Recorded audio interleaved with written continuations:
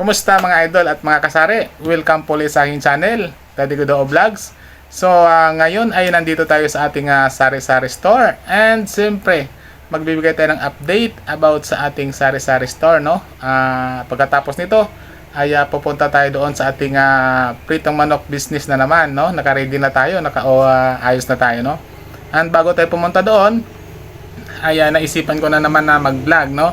Dahil ito yung pagkakataon na maayos na yung ating lahat-lahat na mga dadalhin, no? And lahat-lahat ng mga ayusin ay naayos ko na lahat, no? And gusto ko lang magbahagi na naman sa inyo about sari-sari store, no? Ito ay napakahalaga, no? Dahil kahit natutulog lang tayo ay meron tayong kita. Gusto niyo ba yon, no? And siyempre pagka ganon, natutulog ka lang, kumikita ka, paano? And yun ay ating pag-uusapan dito sa ating vlog ngayon, no?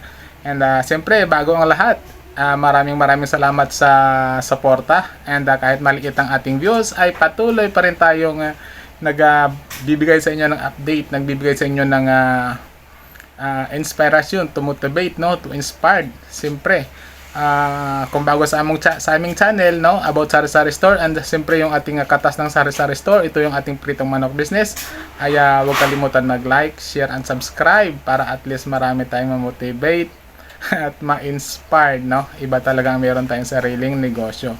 Ngayon, pag-uusapan natin itong bakit negosyong kahit natutulog ka ay kumikita tayo, no? Isa ito sa mga dahilan kung bakit ko ito iba-vlog, no? Dahil matagal na itong aming business na ito. And pagka nung una-una kami naglagay nito ay bigla nang sumusulpot-sulpot, no? Kaya pag mag-iingat tayo, no? Pag-isipan na natin maigi yun, no? Kasi parang kabuti na yan pag nakita nila na lalo na tayo vlogger, no? Ay sinishare natin lahat-lahat ng about sa sari-sari store, about sa kita, no? Ay parang kabuti na yan mga idol at mga kasari, marami na yan na susulpot, marami na yan gagaya. Kaya naman ay inuunahan ko na kayo. So walang samaan ng loob kapag ginaya tayo dahil tayo ay vlogger. So natural lang yan, okay lang yon, basta tayo ay legal. And bahala na sila doon kung susulpot man sila, karapatan din nila yung kumita, no? Basta tayo ay patuloy tayo, no? Ganon talaga ang negosyo kapag nakita nilang may balot dito, doon magtitinda rin ng balot. Pag may quick dito, magtitinda rin ng quick dito. Napalayo na tayo. Pero ang pag-uusapan natin ngayon ay paano tayo kikita sa ating sari-sari store, no? Kahit natutulog lang tayo. Ang importante dito mga idol at mga kasari ay meron tayong internet. Unang-una, kapag may internet tayo, yan ang pinakaunang kailangan natin bago tayo ano ng negosyo nito, no?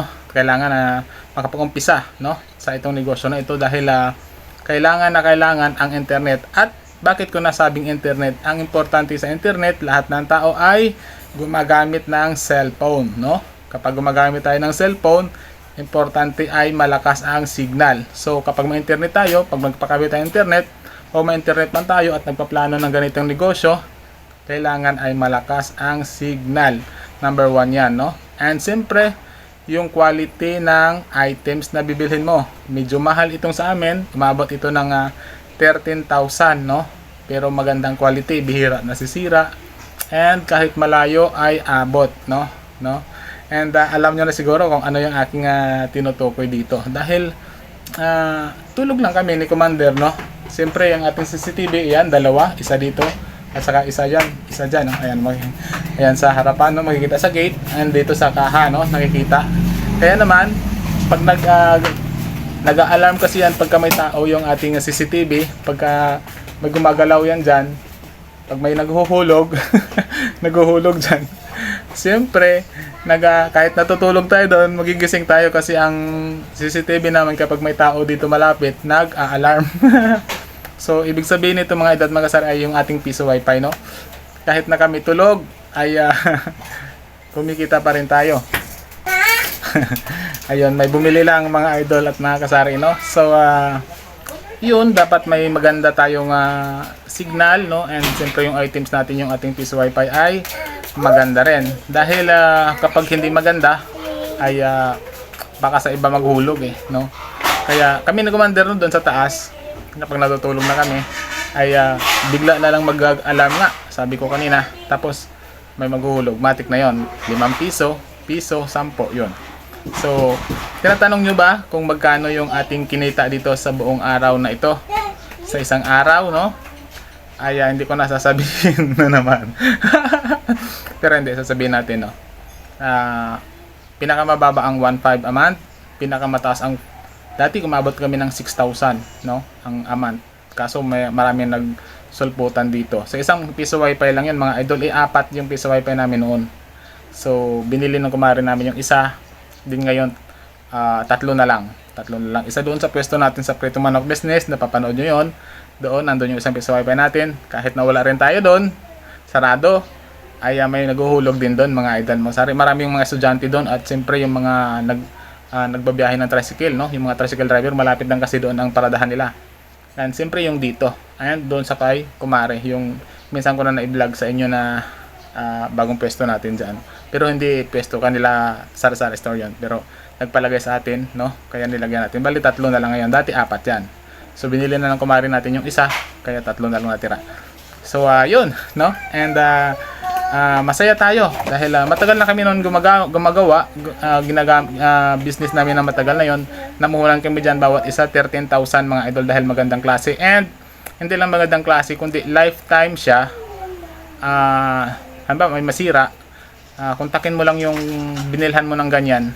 So siya na ang bahala dito magpunta. Kapag may time siya, i-repair niya kaagad yon, agad-agad. Basta agad-agad sinabi mo, basta may time siya, pupuntahan niya kaagad yon, no? Kasi may trabaho din siya. Naintindihan din natin. Pero at least kahit papano ay agad-agad naman talaga ay pumupunta din siya. So yun, ay natutulog tayo kahit na kumikita tayo kahit natutulog tayo pala. Yun. Doon sa tindahan ni Kumare ay isang sari-sari store business, no? Dapat katabi ito ng sari-sari store natin. Dahil ang sari-sari store, alam ng mga tao, puntahan ng mga tao. Ay makikita nila na may piso wifi doon. Pag bumibili sila, mapapansin nila. Kahit hindi sila bumili, makikita nila kasi nga tindahan malapit, madaling mapansin, ano? And makita nila may piso wifi, pupunta yan sila at siyempre maghuhulog yan sila, lalong-lalo na kapag mga emergency or ano. Depende sa lugar, no? So yun lang, no, ang ating pinag-uusapan ngayon, mga idol, mga sari. Kahit natulog tayo ay kumikita pa rin tayo sa pamamagitan ng piso wifi, no? Tulad nito sa tindahan sa Prito Manok Business namin ay walang tao ron, pero ang mga estudyante doon at mga tricycle driver ay naguhulog, no? Kahit nandito tayo ay kumikita pa rin tayo. Siyempre bayong-bawi na tayo sa isang piso wifi natin kay Kumare dyan sa kabila sa may tindahan. Kahit wala rin tayo doon sa kanyang tindahan ay kumikita pa rin tayo doon, no? Bayong-bawi na rin tayo. At siyempre yung pinakaunang-una natin na piso wifi nandito sa ating tindahan, no? So marami na nakapanood sa aking vlog na nandyan, pinag-vlog ko na yan para at least marami tayong ma-inspired at ma-motivate, no? Yun, so okay na tayo, mga idol mong sari. Kahit tulog tayo ay kumikita pa rin tayo. Maraming salamat and mag-ingat tayo palagi. God bless, mabuhay tayong mga Pilipino. Bye bye.